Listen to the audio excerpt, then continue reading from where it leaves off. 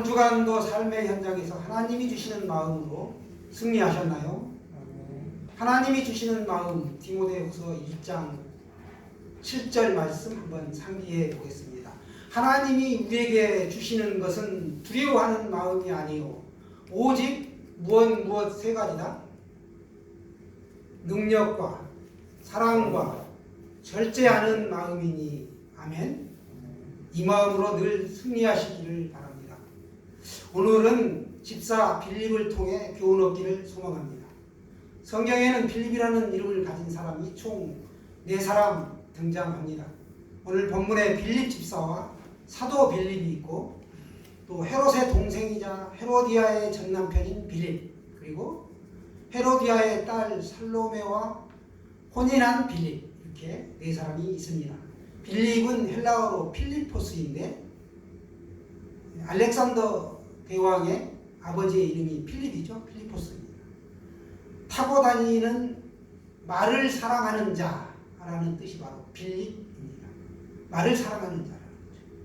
오늘 소개할 빌립 집사는 헬라파 유대인으로서 예루살렘 초대교회가 구제사업을 효과적으로 행하기 위해 뽑은 성령과 지혜가 충만한 7 일꾼, 후에 집사로 번역이 되는데요. 7 집사 중에 한 사람이었습니다. 스데반과 같이 구제사역뿐만 아니라 복음을 전파하고 가르치는 사역에 출중하여 무사람들로부터 칭송을 받았습니다. 그 후에 그는 전도자라는 칭호를 받게 되죠. 빌립 집사는 어떻게 하여 이러한 위대한 전도자의 사명을 감당할 수가 있었을까요? 오늘 3가지를 말씀드리고 싶습니다. 첫 번째로 그는 복음 전파에 대한 뜨거운 열정을 가진 사람이었습니다. 예수님은 하늘로 올라가시면서 제자들과 성도들에게 땅끝까지 이르러 너희가 복음을 전하라 이렇게 명령하셨습니다. 그러나 그들은 유대인들처럼 이방인들은 선택받은 민족이 아니기 때문에 구원받을 수 없다라고 생각했습니다. 그래서 그들은 예루살렘 교회를 중심으로 유대인들에게만 복음을 전했습니다. 보다 못한 예수님은 이방인들에게 가서 복음을 전하게 하려고 그들에게 박해를 받도록 역사하시죠. 스데반 집사의 순교 이후에 유대교의 핍박으로 인해 하는 수 없이 그들은 예루살렘에서 이곳저곳으로 뿔뿔이 다 흩어지게 되었습니다. 이러한 상황에서 복음 전파에 대한 뜨거운 열정을 가진 이 빌립 집사는 어디로 가느냐? 사마리아 지역으로 가게 되었습니다. 빌립의 이 사마리아 전도 사역은 큰 의미를 갖습니다. 유대와 사마리아는 민족적, 종교적으로 매우 불편한 관계에 있었습니다. 사마리아는 이스라엘이 남과 북으로 이렇게 갈렸을 때 북왕국의 수도였는데 북왕국의 첫 임금이 여로보암이었죠. 그런데 이 백성들이 북이스라엘의 수도인 예루살렘에 성전이 있기 때문에 백성들이 예루살렘에 예배하기 위하여 가게 되면 이 백성들의 마음을 빼앗길까봐 북이스라엘 아래에 있는 2곳에 예배를 드릴 수 있는 성소를 마련합니다. 그것이 바로 베델과 단이죠. 그런데 여기에 금송아지 우상을 만들어 숭배하게 하였습니다. 이 일로 인하여 북이스라엘의 이 신앙은 여호와 신앙에서 크게 벗어나게 되었고 남유다에 비해 136년 앞서 아수르의 침공으로 멸망합니다. 그때가 주전 722년이었습니다. 이때 아수르는 북이스라엘 사람들을 포로로 잡아가기도 했고 또 이방인들을 사마리아에 강제로 이주시켜 섞여 살게 하는 동화 정책을 펼쳤습니다. 그러니까 서로 통원이 이루어지게 되겠죠. 사마리아 지역은 그래서 유대인과 이방인 사이에 태어난 혼혈인들이 주로 살게 됩니다. 그렇게 되자 전통을 중시하는 이 유대인들로부터 사마리아인들은 개처럼 멸시를 받았고 그들은 예루살렘 성전에서 제사조차 드릴 수가 없게 됩니다. 이러한 까닭에 사마리아 사람들은 전통적인 예배의식에서 아주 멀어지게 되었습니다. 그들은 하나님을 섬기기는 했으나 이방 우상 숭배와 혼합된 형태의 예배를 취하게 된 것이죠. 빌립이 활동할 당시 사마리아 지역에는 귀신 들린 자와 병든 자가 많았고 거기에 따라서 마술을 행하는 자들이 이것을 이용하여 돈벌이로 사용하였고 또 출세 수단으로도 이용하게 되었습니다. 이러한 상황 속에서 빌립이 그리스도를 전파하며 병자들을 고쳐줍니다. 예수님을 믿으세요. 예수님을 믿으면 죄에서 구원받고 하나님이 계신 천국에 갈 수 있습니다. 이렇게 전했던 것이죠. 그러자 사마리아 사람들이 복음을 받아들이죠. 어떻게? 믿습니다. 아멘. 예수님 믿습니다. 이렇게 되었습니다. 그래서 그 성에 큰 기쁨이 가득하게 된 것입니다. 즉 영적으로 심히 어두운 가운데 거하던 자들이 영적인 빛을 발견하게 되자 그들은 기쁨이 클 수밖에 없었다는 것입니다. 빌립의 전도 이후에 예루살렘 교회에서 베드로와 요한을 파송함으로 말미암아 유대인과 이 사마리아인 사이에 갈등의 골이 있었는데 이 감정적인 대립이 사라지고 주 안에서 사랑과 평화의 이 공동체가 형성되었다. 이런 큰 의미가 바로 빌립의 전도 사역에 나타나게 된 것입니다. 이것을 볼 때 어떠한 불일치라도 하나로 만들어주시는 복음의 위대한 능력을 우리가 볼 수 있습니다.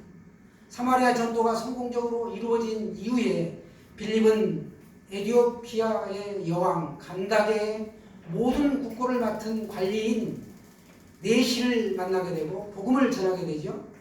여기서 헬라어 에티오피아는 검은 피부, 즉 흑인이라는 뜻을 갖고 있습니다. 에티오피아는 성경에 보면 부스라고도 하고 이렇게 불리는데 오늘날의 그 에티오피아가 아니라 지금의 남수단 지역을 말씀하고 있습니다.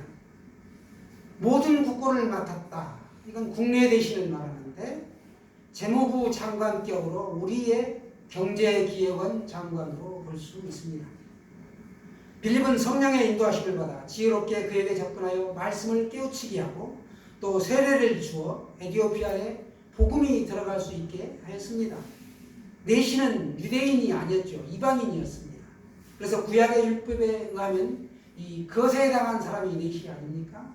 이 거세에 당한 사람, 이 사람은 유대교로 흠집이 있기 때문에 개종할 수가 없었습니다. 즉 이스라엘 공동체의 일원으로 받아들여질 수가 없었다는 것이죠.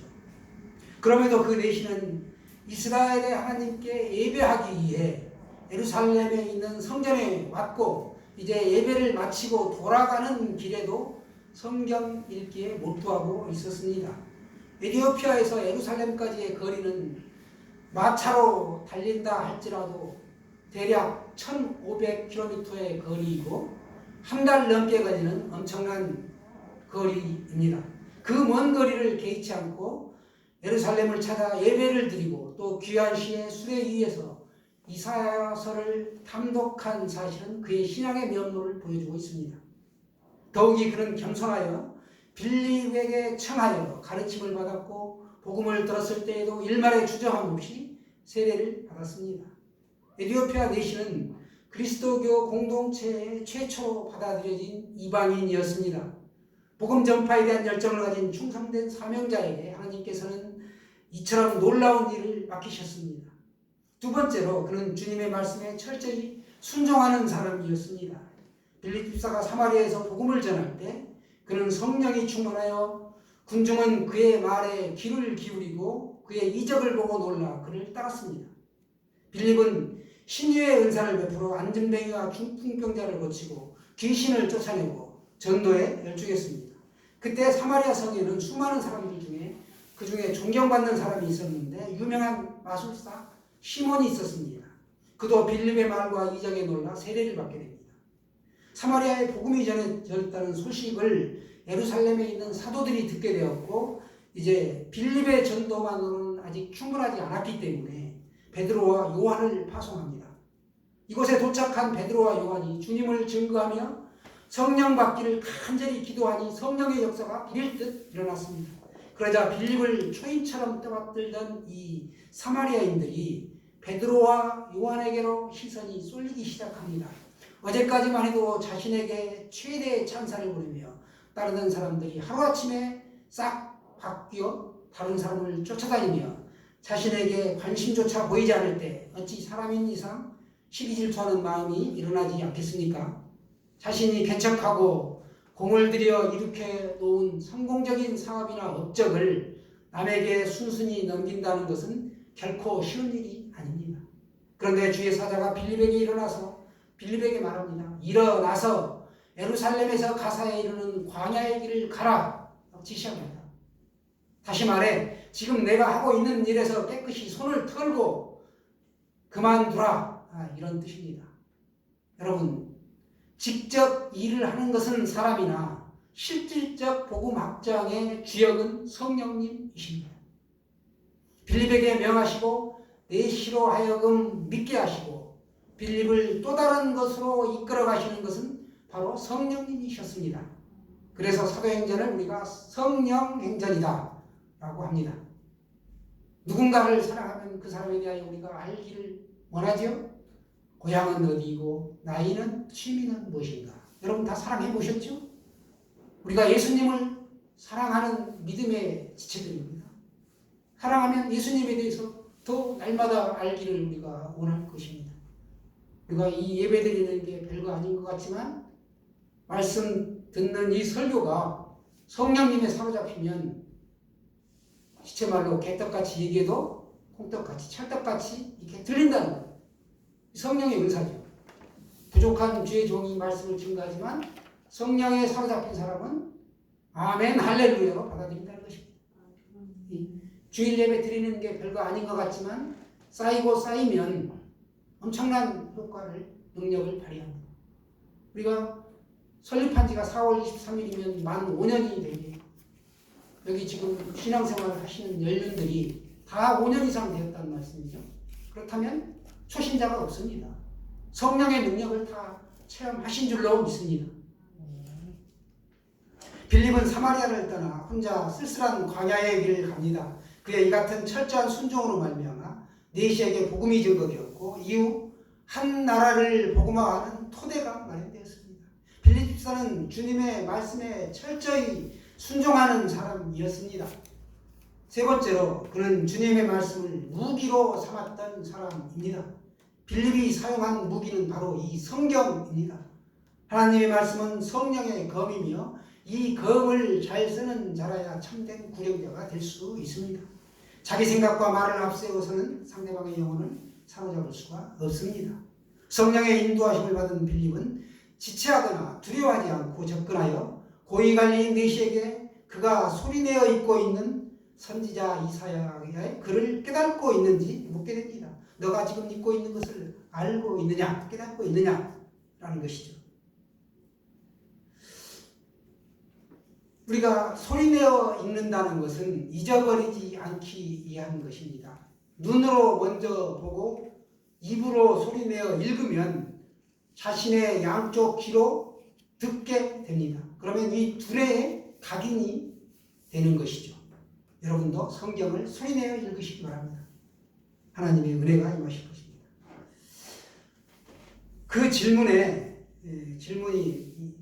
그가 내시는 말씀에 대한 사모함이 있었기 때문에 빌립을 자신의 수레에 올라 앉으라고 이렇게 청합니다. 그리고 질문에 응하죠. 그 말씀이 어디냐? 이사야 53장 7절에서 8절까지의 말씀인데 오늘 사도행전 8장 32절로 33절의 내용이 되겠습니다. 그가 빌립에게 대답합니다. 지도해 주는 사람이 없어 잘 모릅니다 라고 대답한 것입니다. 그러면서 선지자가 말한 어린 양은 누구를 가리킨 임입니까? 혹 자기를 가리킨 인가요? 이렇게 질문합니다. 빌립 집사는 이사야서를 설명해주고 예수님을 전해주었습니다. 그 내용은 하나님이 우리를 사랑하셔서 예수님을 보내주셨고 그 예수님은 우리 죄를 대신해 죽으시고 부활 승천하셔서 구속 사역을 성취하셨습니다. 그래서 우리가 예수님을 믿으면 구원을 받고 천국에 갈 수 있게 되었습니다.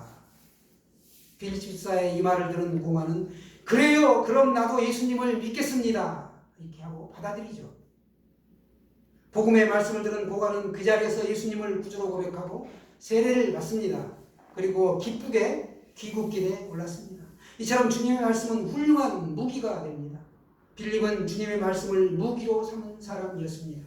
우리는 사람들의 사람들을 주님께로 인도하기 위한 믿음의 지체들입니다. 그런데 사람들을 주님께로 인도하는 결정적이고 근본적인 방법은 말씀으로 접근해야 한다는 것입니다. 내가 밥 사주고 차 사주고 좋은 말로 꼬드긴다고 되는 게 아니라는 거예요. 경험해 보셨을 거예요. 한 사람 교회로 모셔오기가 얼마나 힘듭니까? 우리의 무기는 말씀이고 우리가 믿음으로 승리의 삶을 살아가는 데 있어서도 지녀야 할 무기가 바로 성경 말씀입니다. 말씀의 능력을 갖지 않고는 세상 권세와 악한 영의 세력을 그 권세를 우리가 이겨낼 수가 없습니다. 예수님께서도 광야에서 40일 금식하신 후에 줄이신지라 이 사단의 시험을 받았습니다. 그러나 말씀으로 물리치시죠. 말씀이 우리의 능력입니다. 빌립 집사는 말씀으로 자신의 사역을 잘 감당했던 인물이었습니다. 예수 그리스도 교회는 말씀과 믿음이 있는 예배 공동체이자 교제가 있는 공동체입니다. 사마귀를 늘 조심해야 한다고 하죠. 사탄, 마귀, 귀신을 말합니다. 홀로 잘난 체하지 말고 이 믿음의 공동체 안에 꼭 붙어 있어야 합니다. 아프리카 초원의 사자는 늑대를 공격할 때 물에서 나와 홀로 떨어져 있는 것부터 먹어치운다고 합니다. 신앙 공동체의 소중함은 이와 같습니다. 또 가난의 문제도 우리가 단순히 돈이 없는 것이 아니라는 것입니다. 공동체가 없는 것이고 가족이나 친구와의 깊은 연대가 없는 것이고 의지할 사람이 없는 것이 가난입니다. 또 막상 넘어졌을 때 나를 잡아줄 사람이 없다. 이게 진짜 가난입니다. 하나님이 말씀으로 이 세상과 사람을 창조한 사실을 우리가 어떻게 알 수 있을까요?